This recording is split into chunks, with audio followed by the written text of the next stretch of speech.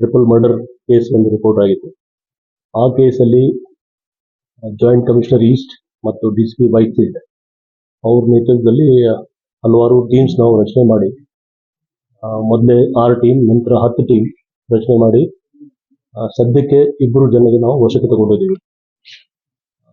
ಮೊನ್ನೆ 24ನೇ ತಾರೀಕಿಗೆ ಒಬ್ಬ ಲೇಡಿ ಅಕ್ಯೂಸ್ಗೆ ನಾವು ಅರೆಸ್ಟ್ ಮಾಡಿದ್ದೀವಿ, ಅಲಿಜೆಡ್ಲಿ. ಇನ್ನೊಬ್ಬ ನಿನ್ನೆ ಅವ್ರು ಅರೆಸ್ಟ್ ಆಗಿದ್ದಾರೆ. ಇವರಿಬ್ಬರು ಇಲ್ಲಿಂದ ಇನ್ಸಿಡೆಂಟ್ ಆದಮೇಲೆ ನಮ್ಮ ಟೆಕ್ನಿಕಲ್ ಮಾಹಿತಿಗೆ ಆಧಾರ ಮೇಲೆ ಮತ್ತು ಬೇರೆ ಬೇರೆ ಸೋರ್ಸಸ್ ಇಂದ, ಇಂಟೆಲಿಜೆನ್ಸ್ ರಿಪೋರ್ಟ್ಸ್ ಇಂದ ನಮ್ಮ ಪೊಲೀಸ್ ಅವರು ಒಳ್ಳೆ ಕೆಲಸ ಮಾಡಿ, ಯಾಕೆಂದ್ರೆ ಅವ್ರು ಯಾವುದೂ ಮೊಬೈಲ್ ಯೂಸ್ ಮಾಡ್ತಿರ್ಲಿಲ್ಲ, ಯಾರ ಸಂಪರ್ಕದಲ್ಲಿ ಇರಲಿಲ್ಲ. ಫಸ್ಟ್ ಒಬ್ಬ ಆರೋಪಿ ಸಿಕ್ಕು, ಮತ್ತೆ ಇನ್ನೊಬ್ಬ ಆರೋಪಿ ಸಿಕ್ಲಿಕ್ಕೆ ಬಹಳ ಕಷ್ಟ ಇತ್ತು. ಆದರೆ ವೈಟ್ಫೀಲ್ಡ್ ಡಿವಿಷನ್ದು ಎಲ್ಲ ಕ್ರೈಮ್ ಟೀಮ್ ಸುಮಾರು 10 ಟೀಮ್ಸ್ ಇತ್ತು. ಆ 10 ಟೀಮ್ ಅವ್ರ ಜೊತೆಗೆ ಪಾಂಡಿಚೇರಿ ಪೊಲೀಸ್ದು 3 ಟೀಮ್, ಕ್ರೈಮ್ ಟೀಮ್, ಅಲ್ಲಿ ಒಬ್ಬ ASP ಮತ್ತು ಇನ್ಸ್ಪೆಕ್ಟರ್ಸ್ ಎಲ್ಲ ಸೇರಿ ನಮ್ಮ ಪೊಲೀಸರು ತುಂಬ ಸಹಾಯ ಮಾಡಿ ಹೆಲ್ಪ್ ಮಾಡಿದ್ದಾರೆ. ಸೊ ಅವ್ರಿಗೆ ಕೂಡ ನಾವು ಅರೆಸ್ಟ್ ಮಾಡಿದ್ದೀವಿ. ಮತ್ತು ನಾವು ಅವ್ರದ್ದು ಪಾಂಡಿಚೇರಿ ಪೊಲೀಸ್ದು ರೋಲ್ ನಮಗೆ ಹೆಲ್ಪ್ ಮಾಡಲಿಕ್ಕೆ ಅಪ್ರಿಷಿಯೇಟ್ ಮಾಡ್ತೀವಿ. ಅವ್ರಿಗೆ ಕೂಡ ನಾವು ಇಲ್ಲಿಂದ ಅಡ್ವಾನ್ಸ್ ಆಗಿ ಅಪ್ರಿಸಿಯೇಷನ್ ಲೆಟರ್ ಕೂಡ ಕಳಿಸ್ತೀವಿ. ಸರ್, ಇವರು ಯಾವ ಈಗ ಅರ್ಲಿ ಸ್ಟೇಜ್ ಇದೆ ಇನ್ವೆಸ್ಟಿಗೇಷನ್ದು, ಅದನ್ನು ನಾವು ನೋಡ್ಕೊಳ್ತೀವಿ.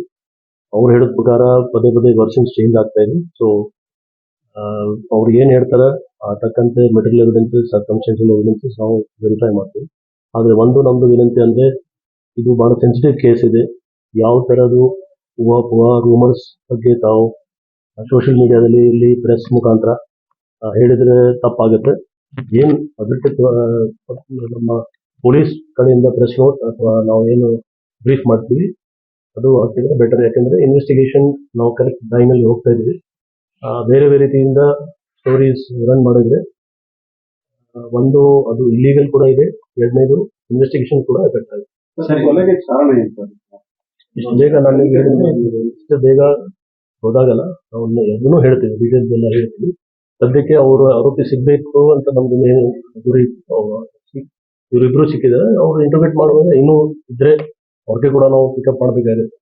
ಬಟ್ ಮೋರ್ ದೆನ್ ದಟ್, ಇವರಿಬ್ರು ಕಾನ್ಫರೆನ್ಸ್ ಮಾಡಿ ಅವ್ರು ಏನೇನು ಎವಿಡೆನ್ಸ್ ನಮಗೆ ಇಲ್ಲಿವರೆಗೆ ಸಿಕ್ಕಿದೆ ಅದ್ರ ಜೊತೆ ಕಾನ್ಫರೆನ್ಸ್ ಮಾಡಿದ್ರೆ ಗೊತ್ತಾಗುತ್ತೆ ಸ್ಟೋರಿ. ಇನ್ಸಿಡೆಂಟ್ ಅಚಾನಕ್ ಅವತ್ತು ಆಗಿರುತ್ತದ ಅಥವಾ ಪ್ಲಾನ್ ಆಗಿ ಏನಾದ್ರು ಪ್ರಿಪೇರ್ ಮಾಡಿದ್ದ ಕೊಲೆ ಮಾಡಿ?